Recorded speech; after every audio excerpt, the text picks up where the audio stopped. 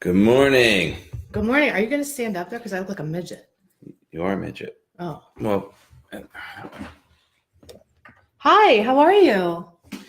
I, You don't like to stand like that? no, We need I'm a not better place to go. energetically just sitting. I don't All like right, then sitting. stand But then up. it No, go screws ahead. it all up. It's fine. It doesn't matter if it's that way or I'll get not. over Go it. ahead, stand up. If I look No. like a midget, it's fine. No, because then you'll be out of frame.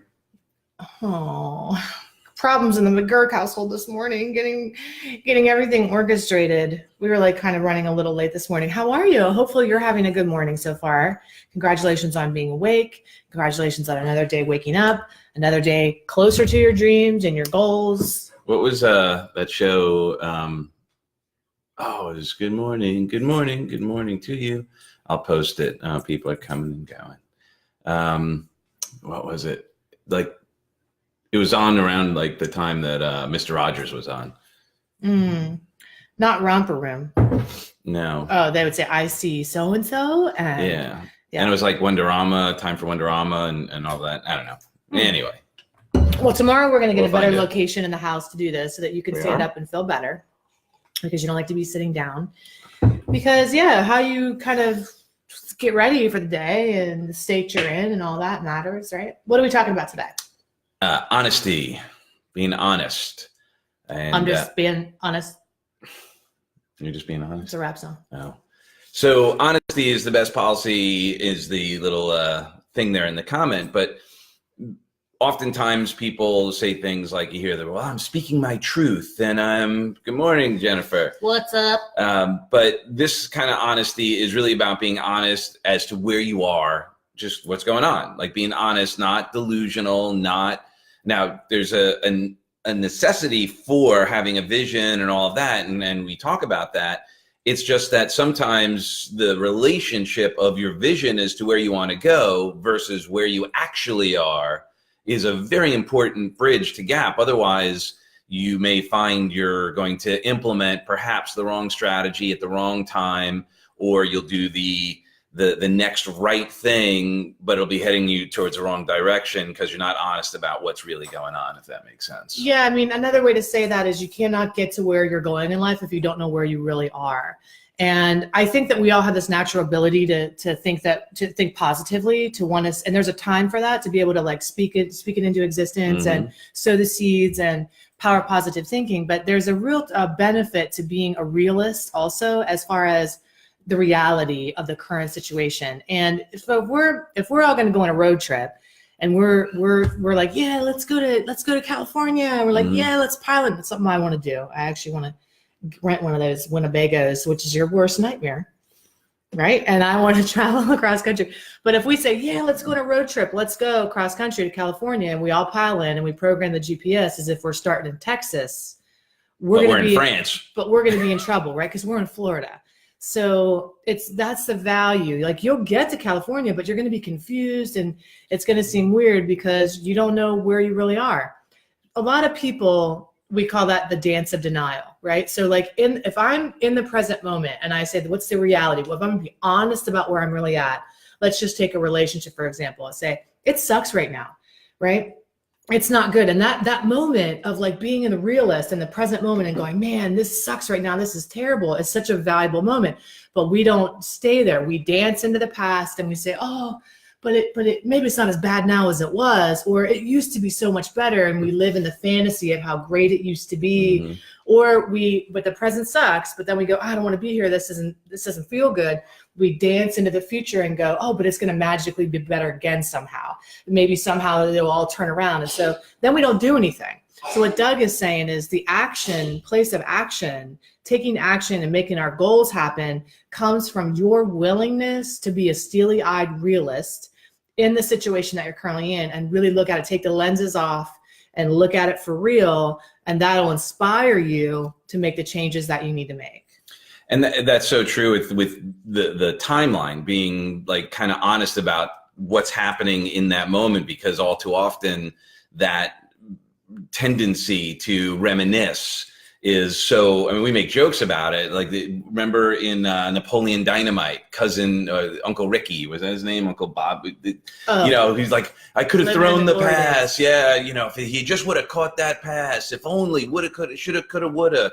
And we hypnotize ourselves to that, and we feel good for the moment because we can kind of and that's so interesting about how that does work. So if we really get that does work, that by putting that energy into it, we start to feel like we did, which is great if we're using it effectively. So then if we start going, okay, here's where I really am.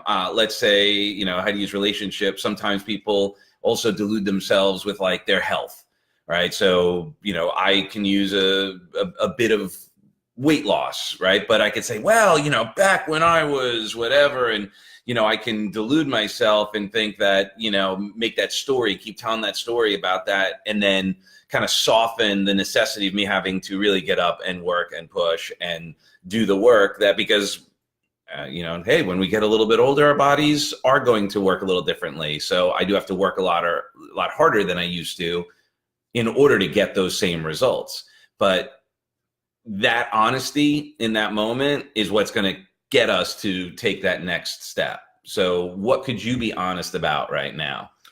What really prevents us from being honest too is I always talk about this, people that I serve having this tendency to be perfectionists and people pleasers. And one of these tendencies that we have is this suck it up buttercup mentality, right? Put your big girl pants on, never let them see you sweat. And part of that delusional thinking is that if I put my big girl pants on and never let you see me sweat, I'm pretending in my own life that I'm happier than I am, that I'm somewhere else than I really am. And that's like, hey, just put some lipstick on and call it pretend like it's a good day, or pretend like you're, to act as if, fake it till you make it. And there's no real value there. I mean, at the end of the day, sucking it up is only good if you're in the military and you're about to puke and you're in sit-ups and because you're learning how to do battle. That's not the situation that we're in, right? There's no real value in sucking it up. You don't have to be a soldier in your own life. You get to enjoy this ride. And so part of that is being able to get real and say, I'm not enjoying my ride. I'm not happy where I'm at. Okay. I'm tired of slapping a smile on my face and walking into that office in the morning where, because what'll happen is your brain will tell you, you're conditioned yourself to suck it up and pretend that you're better than you are. But doesn't your body always give it away? You know how that pit of your stomach on the way to work, it's gnawing at you this morning and you're like, shit, I don't want to go in again, but I'm going to suck it up and go. I'm not being honest about what I need. I need more money to do this gig, or I need more flexibility in my schedule, or whatever it is. We're not being honest about what we really need. We're like, oh, well, I'll get my needs met, or it'll be okay in a couple months from now, but how it's going to be tomorrow is how it is today, right? And so only you can make that change and get your needs met, but that requires a holding your hand up and going, hey, it's not working for me, right? The truth is, fill in the blank. The truth is, this relationship isn't working for me. This job isn't working for me, whatever it might be, so that you can start to affect some real change, which just leads to happiness, because that's all we want to be at the end of the day, is happy, right? Right. And we're fulfilled. And also it's important to know that there are going to be times that there is going to be some struggle, and that's okay, being real and honest about that, going, hey, I'm going to the gym. If I don't sweat, if I don't feel the burn, if I don't lift the weights till I, can't do it anymore, then I'm not going to get the results. And that honesty is also really important. Just that realism that Heidi was just sharing, is that we have to be okay with there's going to be some effort required. And some of that effort, it's not about sucking it up. It's just an honesty, like, this is going to require a little bit of work, and that's okay. The challenge is that we've been so deluded to thinking, we see the overnight successes, we see the, and by the way, the honesty about, here we are on Facebook, where everyone is always so honest, right? It's so interesting, the dynamic. We have people going, I'm just speaking my truth, I'm just telling it like it is, but they're doing it, from their perfect selfie pose, from their, edited 12 times, comment about something or some such other focus that's taken them out of what's really going on. Because that's the other thing. All too often we spend so much energy thinking we're being honest about someone else, and we're not being honest about ourselves.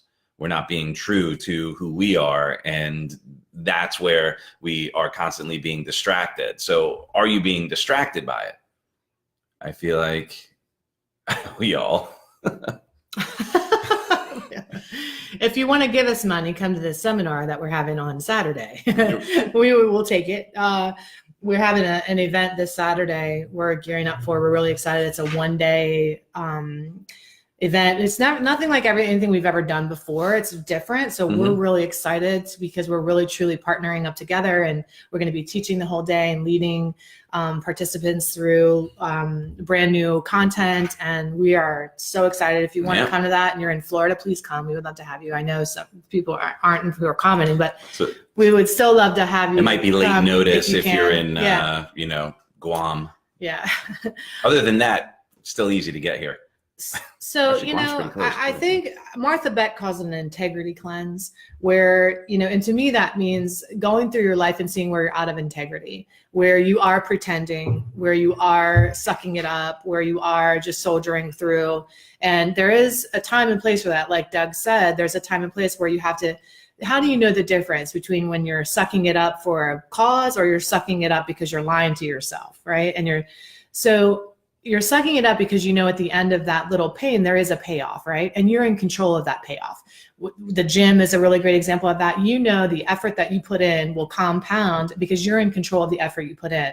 When to stop pretending in your life is when you're at the mercy of other people and you're still pleasing, proving, performing, perfecting, sucking it up, settling, doing all of those things. You're doing it for emotional survival. And then you're doing it in the hopes that somebody else is going to change or somebody else is going to see your value or somebody else is going to reward you or change. It's time to call it a day and be real about where you're at and say, this isn't working for me anymore. And lots of people do that.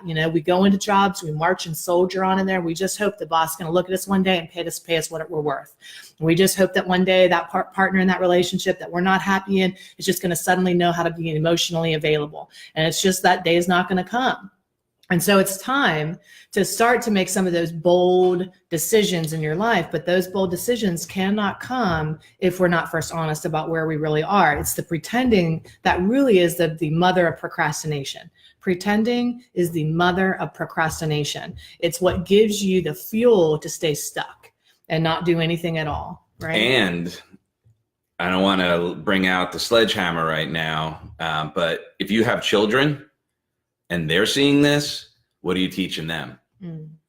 You're teaching them to be out of integrity. You're teaching them to, pretend and not have a clear outcome. It's great to teach them visualization and future focus on positive outcomes and so forth. That's all brilliant.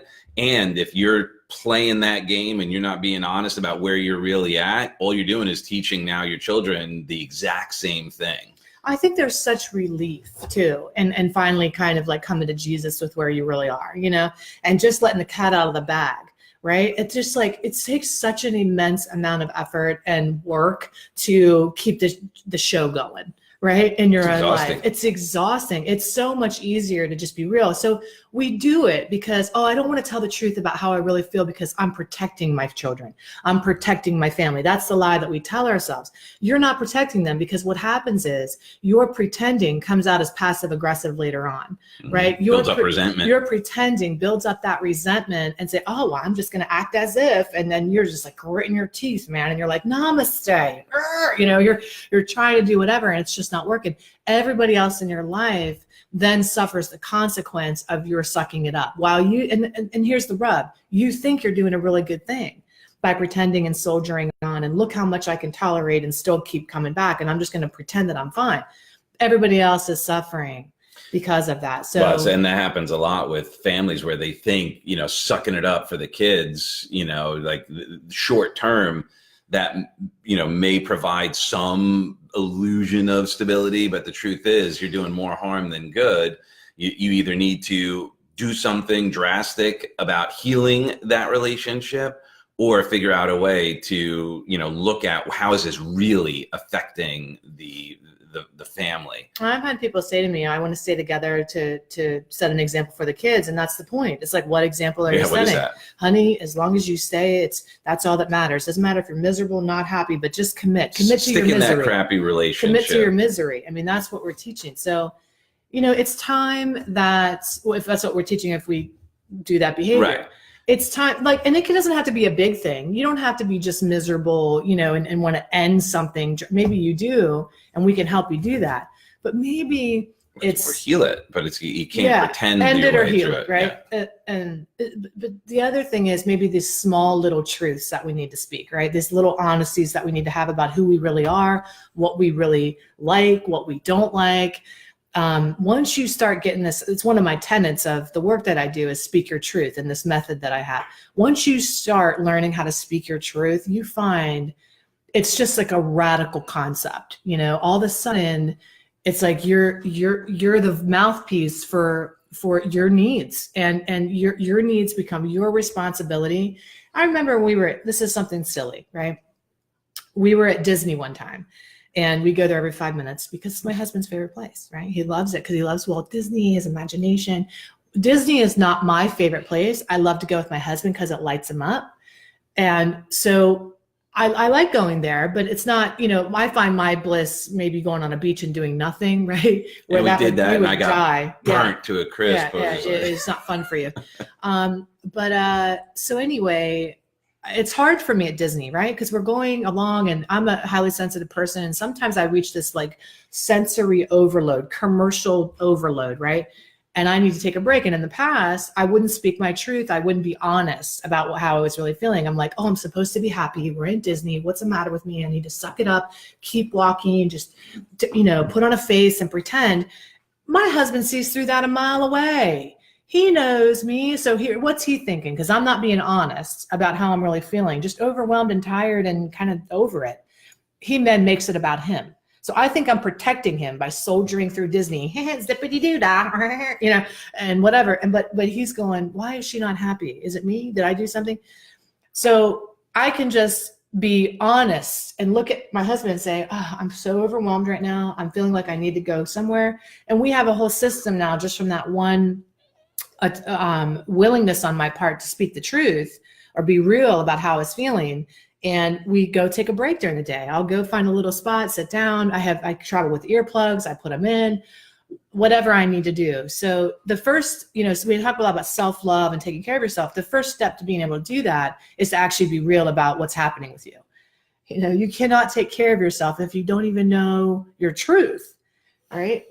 So as Ellie has learned recently about fiction and nonfiction, which is your experience? Are you living in fiction or nonfiction? Are you being honest about where you're at, or are you making up some story? Because that's really what it is also making up a story like Heidi shared. So if she's having a moment and she doesn't tell me what that moment is, I naturally will make a story. And here's the other challenge if there's no honesty. Maybe I did do something and she's like telling me no, right. I'm like, well, now I can't do anything about it because she just told me that it wasn't something that I was doing, like, chewing or breathing or whatever. I'll be right back. I'm going to grab Ellie. Hey, Ellie? So that's where this conversation is really leading. Sorry, just checking, because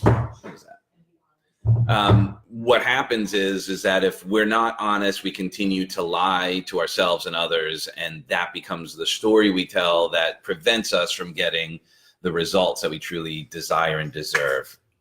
You want to say good morning to everybody? Good morning, everybody. You gonna tell us? You want to talk like a big girl so we can hear you? Good morning, everybody. We're talking about how to tell the truth and be honest. What do you think about that?